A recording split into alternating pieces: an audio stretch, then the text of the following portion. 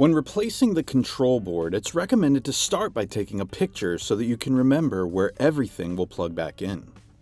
After the picture's been taken, disconnect all connections from the board.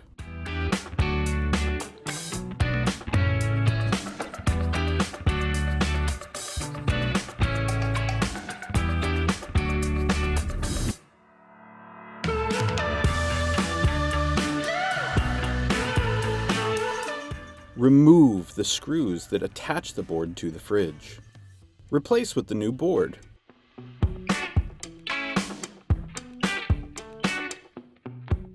And reattach the screws. Finally, referencing our picture, replace all connections on the board.